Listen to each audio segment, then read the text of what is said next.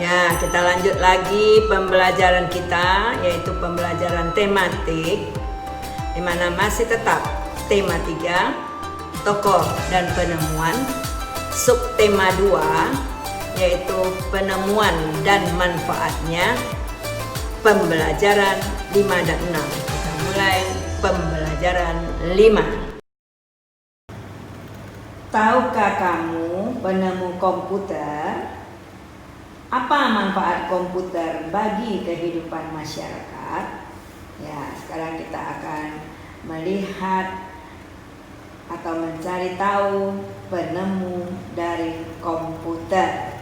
Kita coba membaca teks yang ada di dalam buku Hack, halaman 98. Charles Babbage mengubah dunia dengan komputernya. Jadi itu judulnya. Charles Babbage adalah seorang ahli matematika. Beliaulah penggagas utama di dalam penemuan komputer. Jadi penemu komputer Charles Babbage. Mesin penghitung yang ia temukan antara tahun 1791 sampai 1871 itu adalah kalkulator otomatis pertama. Babbage terkenal dengan julukan Bapak Komputer. Babbage lahir pada tanggal 26 Desember 1792, mengeluhkan sistem perhitungan yang mengandalkan tabel matematika, sehingga kerap terjadi kesalahan. Mengeluhkan itu berarti mengungkapkan ya, bahwa sistem perhitungan yang menggunakan tabel matematika itu sering terjadi kesalahan. Jadi dia berusaha ya untuk menemukan suatu alat yang bisa menghitung tanpa terjadi kesalahan.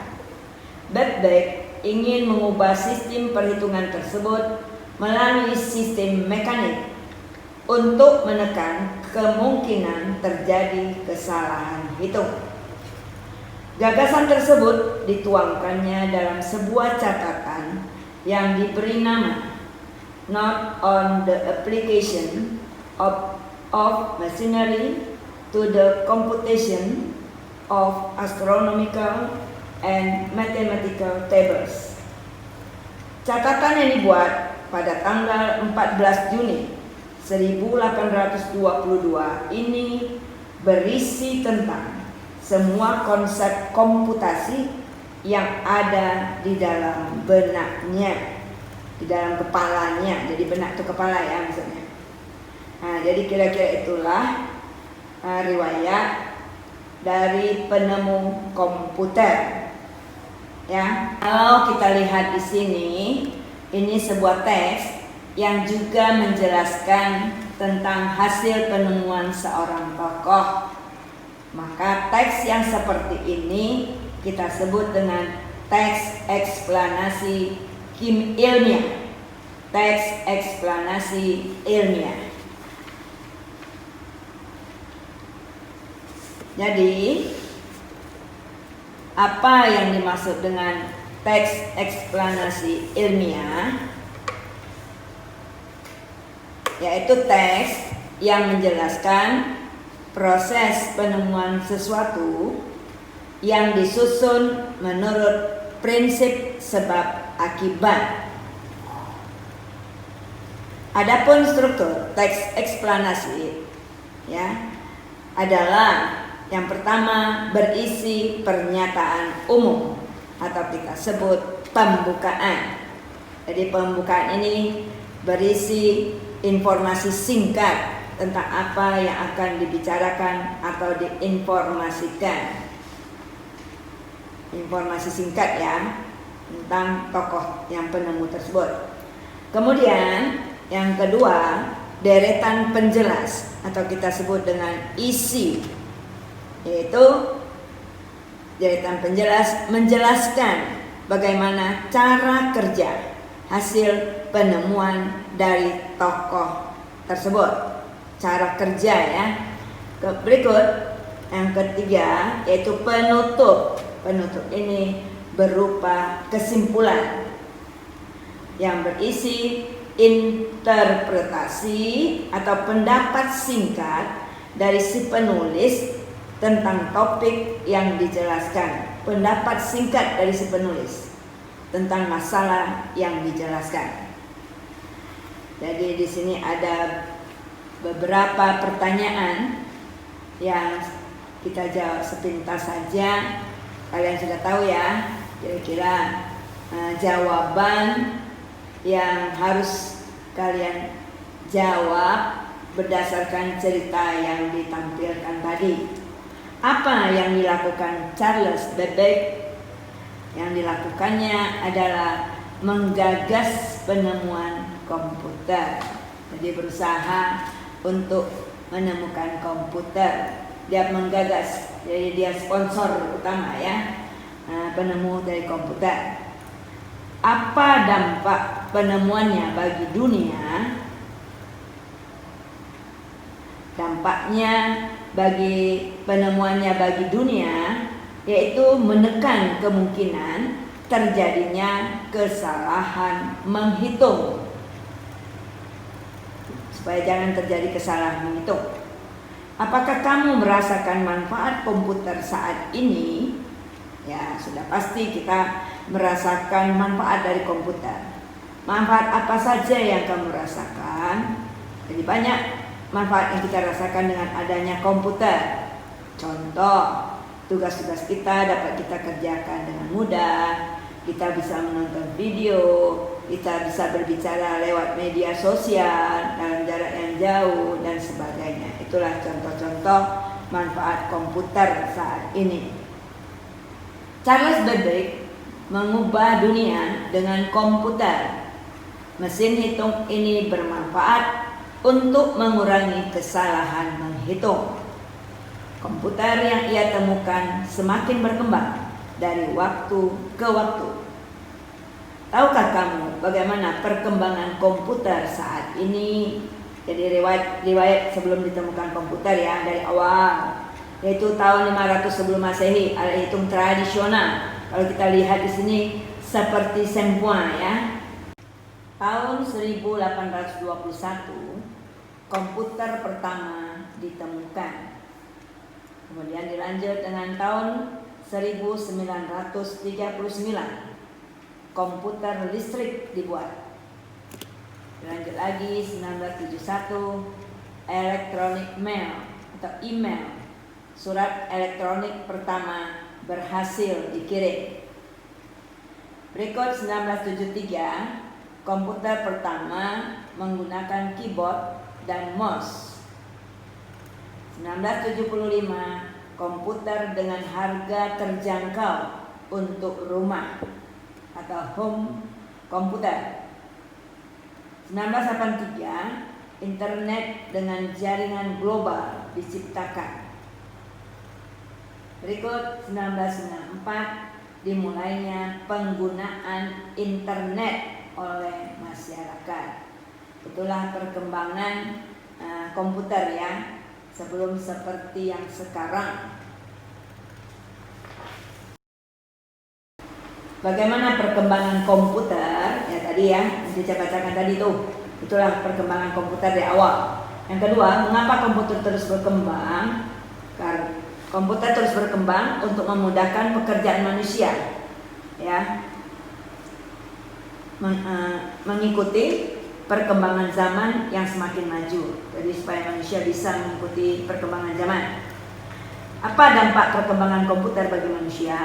Dampaknya memudahkan beberapa pekerjaan manusia, seperti mengetik, mencari sesuatu yang sesuai ada di internet, alat transaksi, menyimpan dokumen-dokumen yang penting dan sebagainya. Kira-kira itulah manfaat dampak perkembangan komputer bagi manusia. Apa yang terjadi jika komputer tidak ditemukan? Pekerjaan manusia tidak bisa semudah ketika ada komputer. karena pekerjaan dilakukan secara manual sehingga kemungkinan terjadinya kesalahan pekerjaan lebih besar kalau memakai manual ya. Contoh kesalahan dalam menghitung. Apa dampak ditemukan komputer dalam bidang pendidikan? Ya, dampaknya komputer bisa mendukung kegiatan belajar siswa seperti sekarang ya, kita pembelajaran daring. Mengerjakan tugas sekolah akan menjadi lebih mudah dengan adanya komputer. Berikut sebagai media pelaksanaan ujian ya, kalau anak SMP atau anak SMA ujian mereka tidak ditulis dengan tangan lagi tapi melalui komputer saja, dan membantu guru melaksanakan tugasnya sebagai pengajar ya. Seperti sekarang ya, teacher memberikan materi kepada kalian dengan menampilkan video. Apa dampak ditemukan komputer dalam bidang iptek, ilmu pengetahuan dan teknologi? Jawabnya, ilmu pengetahuan dan teknologi terus mengalami perkembangan. Kemampuan untuk pemrograman komputer dapat digunakan sekaligus untuk mengembangkan robot ya otomatis dalam berbagai bidang seperti industri. Jadi kira-kira itulah jawabannya. Charles Babbage melakukan penelitian untuk menemukan komputer. Dia melakukan berbagai macam percobaan terus-menerus. Jadi dia berusaha terus. Hendaknya tokoh-tokoh penemu ini menjadi contoh bagi kita, bagi kalian, supaya selalu berusaha untuk mendapatkan sesuatu. Jangan tinggal diam saja tanpa mau usaha. Sekarang dengan meniru sikap para penemu, kalian bisa mendapatkan sesuatu seperti yang kalian inginkan. Kemajuan teknologi yang kita rasakan sekarang adalah di bidang teknologi informasi dan komunikasi. Alat-alat yang menggunakan teknologi informasi dan komunikasi adalah televisi, komputer, smartphone, dan internet. Komputer awalnya dibuat sebagai alat hitung saja, dan sekarang telah dilengkapi dengan fasilitas internet. Apa dampak positif dari kemajuan teknologi informasi dan komunikasi? Dampak positif berarti dampak baiknya ya dengan ditemukannya komputer. Yang pertama yaitu informasi dapat diperoleh dengan mudah dan cepat. Yang kedua, komunikasi dapat kita lakukan dengan mudah tanpa terhalang jarak. Jadi kita bisa berhubungan dengan orang lain ya yang jauh, yang berada di negara lain dengan cepat tanpa mengingat jarak ya, tanpa dihalangi oleh jarak. Yang ketiga, sumber belajar dan sumber pengetahuan semakin luas. Jadi sumber belajar dan sumber pengetahuan kita semakin luas dengan adanya komputer. Jadi kita bisa belajar ya, bisa mencari hal-hal yang penting di dalam komputer. Berikut dampak negatif dari kemajuan teknologi informasi dan komunikasi. Dampak negatif adalah satu, masuknya budaya yang tidak sesuai dengan budaya bangsa kita. Masuknya budaya asing yang tidak sesuai dengan budaya bangsa kita. Misalnya ditampilkan gambar-gambar ya, di mana orang-orang asing menggunakan atau memakai pakaian yang tidak cocok dengan pakaian yang biasa dipakai di negara kita. Yang kedua, kurangnya interaksi secara langsung dengan teman, ya, akibat banyak menggunakan smartphone dan internet. Jadi seperti kalian, ya, asik saja dengan bermain smartphone-nya, ya, sehingga untuk berhubungan, mengadakan hubungan sosial dengan orang lain tidak terjadi lagi. Ya, kalian tidak tahu tetangga kalian di sebelah ada yang anaknya sebesar kalian, karena kalian sudah asik sibuk saja dengan main smartphone-nya. Jadi kurang adanya interaksi, ya, kurang adanya hubungan sosial dengan orang lain. Yang ketiga, dampaknya tayangan televisi atau komputer yang tidak sesuai dengan umur penonton dan tidak memuat informasi yang manfaat. Jadi kadang-kadang ada ditampilkan hal-hal yang kurang cocok untuk kalian tonton. Budaya asing yang masuk ke negara kita hendaknya tidak bertentangan dengan budaya yang berlaku di negara kita. Oleh sebab itu, hendaknya disaring dulu, diseleksi dulu budaya asing yang masuk ke negara kita, disesuaikan dulu dengan budaya yang berlaku di tanah air kita. Kita lihat apa manfaat komputer di bidang pendidikan. Yang pertama, bidang pendidikan. Ya, kita lihat manfaat komputer di bidang pendidikan. Guru dapat menggunakan komputer untuk membuat administrasi pembelajaran, mencari bahan ajar, hingga dapat digunakan di dalam proses mengajar.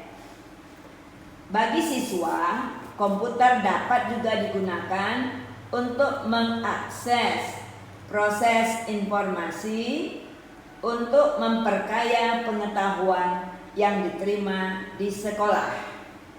Jadi guru bisa mencari bahan-bahan yang ingin diajarkan kepada siswanya, ya, melalui komputer.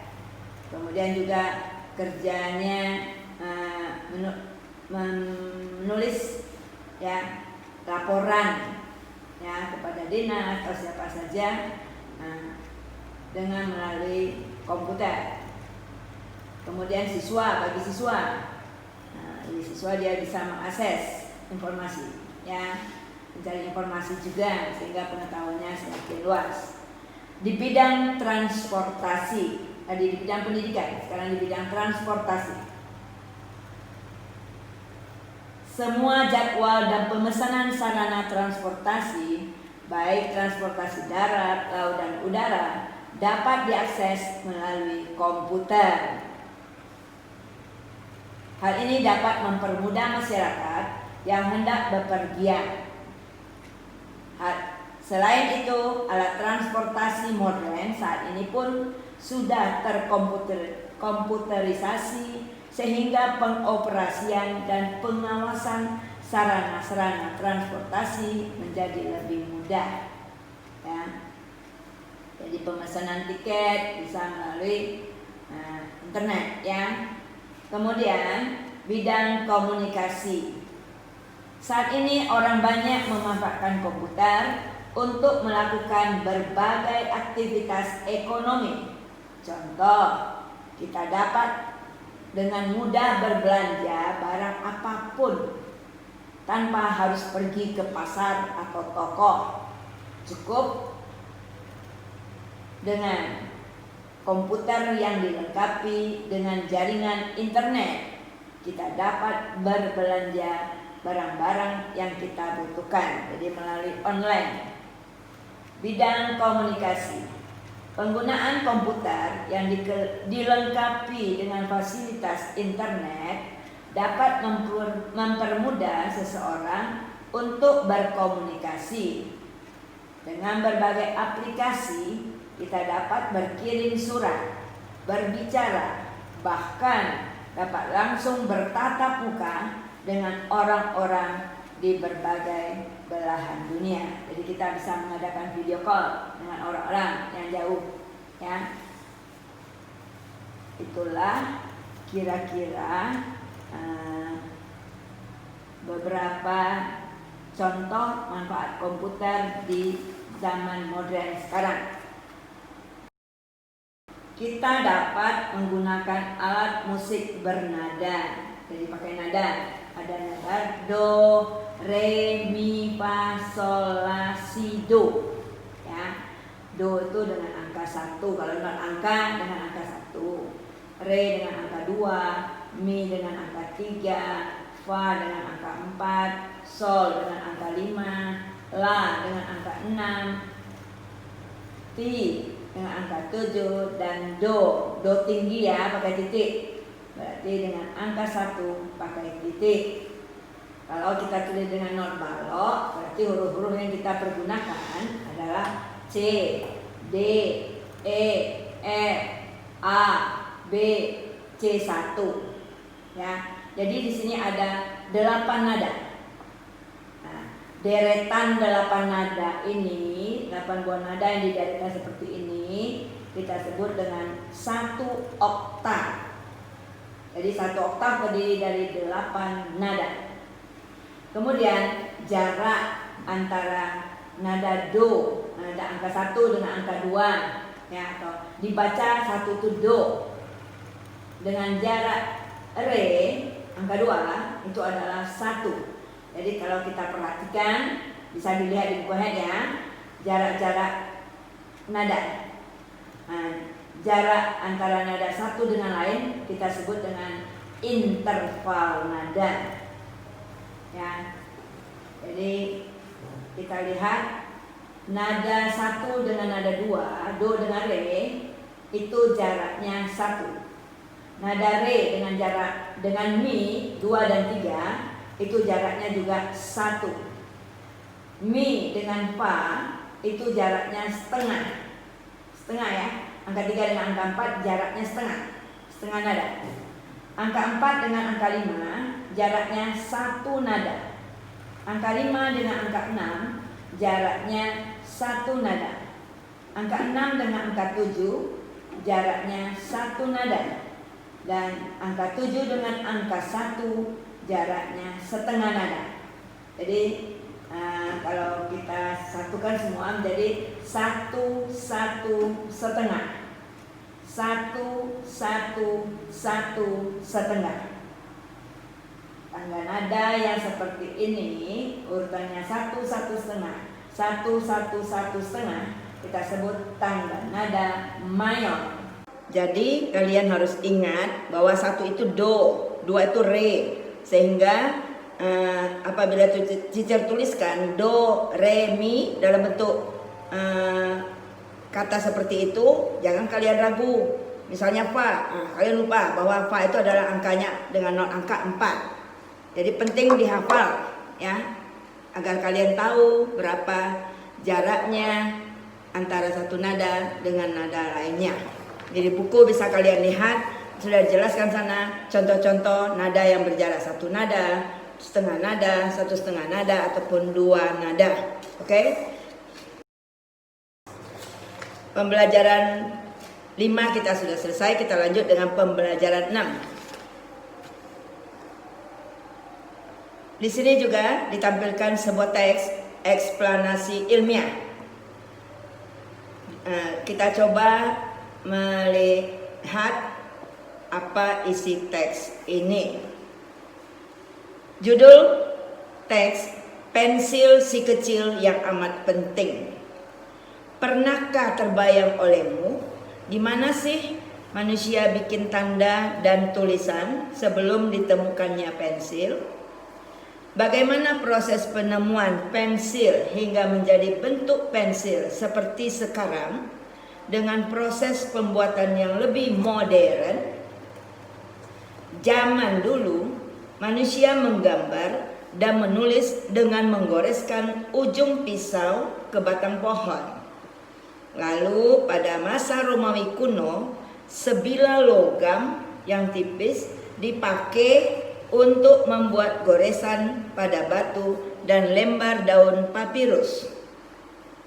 Perkembangan pensil dimulai sejak ditemukannya grafit pada tahun 1564 di Borrowdale, Inggris.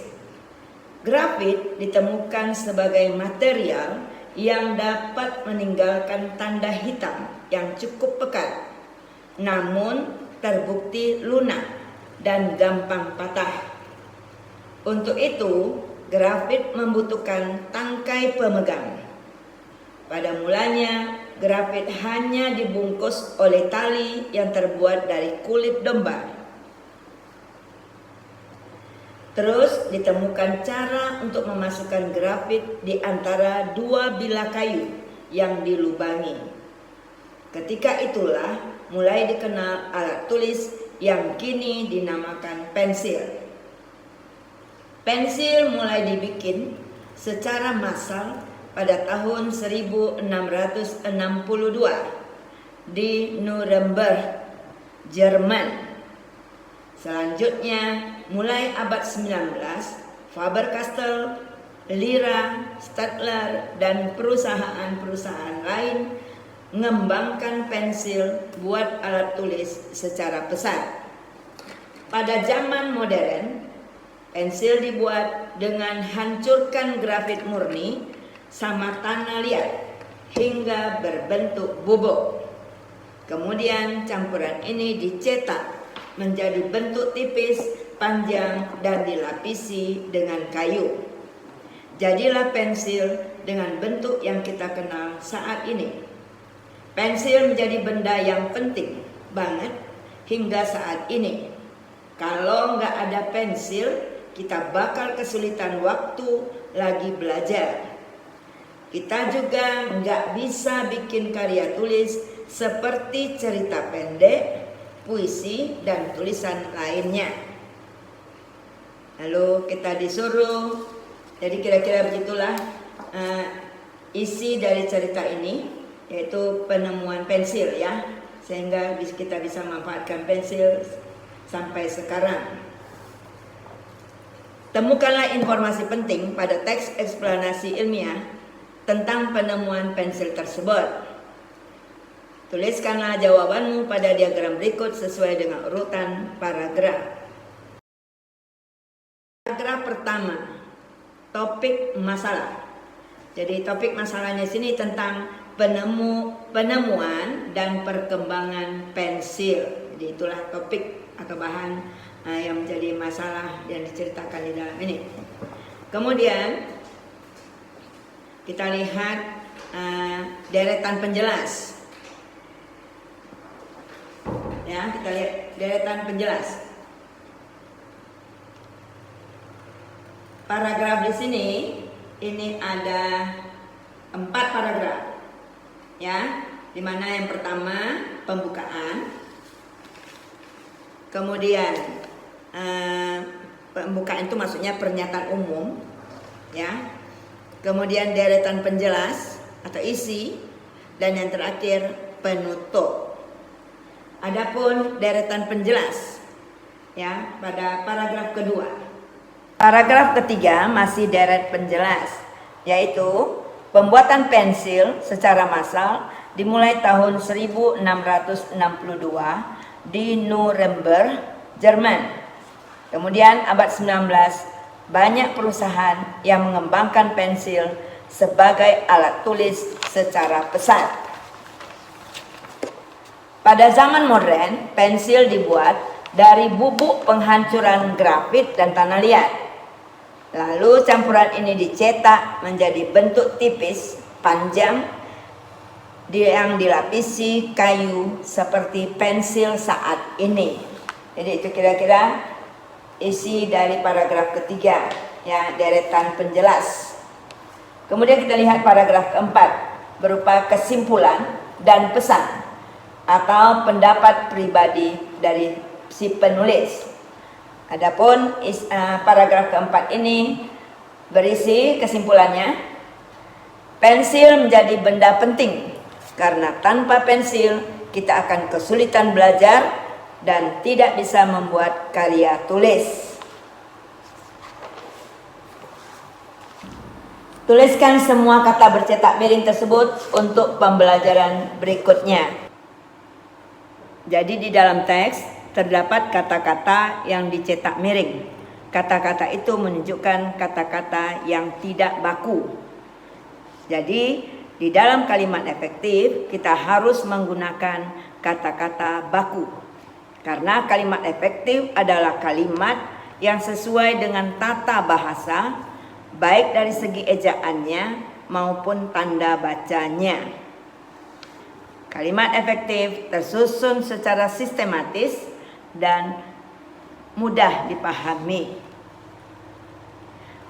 Jadi kalimat efektif hendaknya menggunakan kata-kata baku, di mana kata-kata baku dapat kita temukan di dalam Kamus Besar Bahasa Indonesia atau KBBI.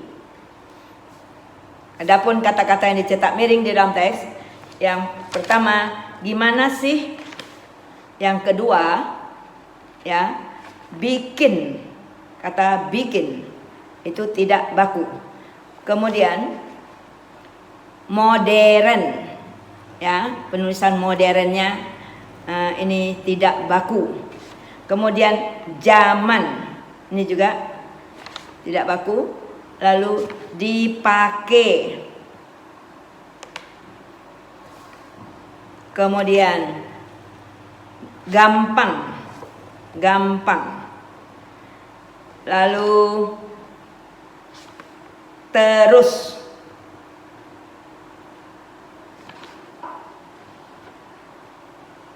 Dibikin.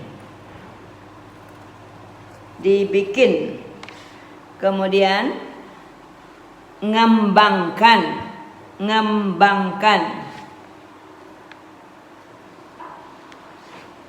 Buat. Hancurkan.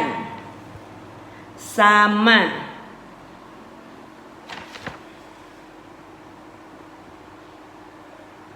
Banget.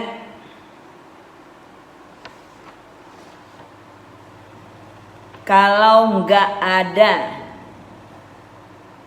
Bakal. Waktu lagi. Nggak bisa bikin. Jadi itulah kata-kata yang bercetak miring di dalam teks pensil si kecil yang amat penting. Ya, ini tidak baku, kita harus menjadikan kata-kata baku. Sehingga nanti kalau kita buat kalimat, kalimatnya menjadi kalimat efektif.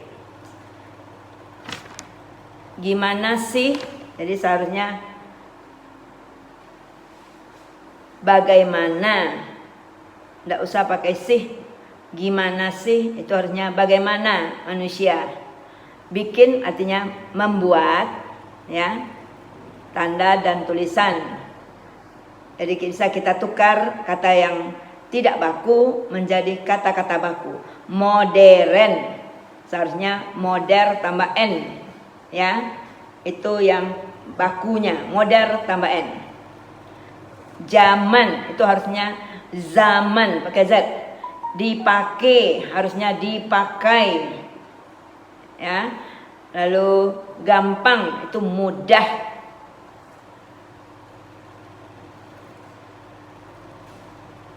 Kemudian kata terus, setelah dibikin itu artinya dibuat. Mengembangkan.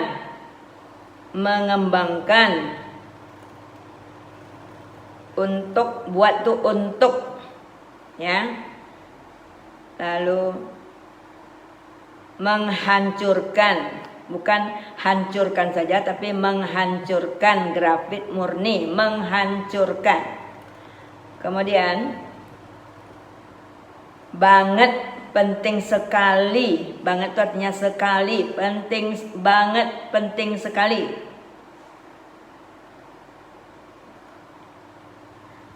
Lalu kalau nggak ada pensil, kalau enggak berarti kalau, bukan kalau. Tapi kalau tidak ada pensil, kita akan kesulitan dalam belajar. Waktu itu dalam belajar. Jadi kata bikin itu sama dengan buat. Ya, kira-kira itulah kata-kata yang tidak baku yang harus kita ubah sehingga menjadi kata-kata baku. Sebagai pelajar, tentunya kita perlu memiliki sikap disiplin dan bertanggung jawab terhadap tugas-tugas kita. Bagaimana akibatnya jika kita tidak memiliki sikap tersebut? Nah, jadi di sini ada lagi cerita ya yang berjudul kewajiban dan tanggung jawab. Ani adalah putri dari bapak dan ibu Yakob. Pak Yakob mendaftarkan Ani di sebuah sekolah yang cukup ternama di desanya.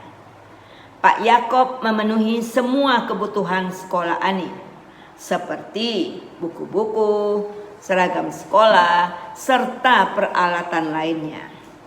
Bu Yakob juga selalu membekali makanan sehat untuk Ani di sekolah. Ani sangat bersyukur dengan perhatian ayah dan ibunya.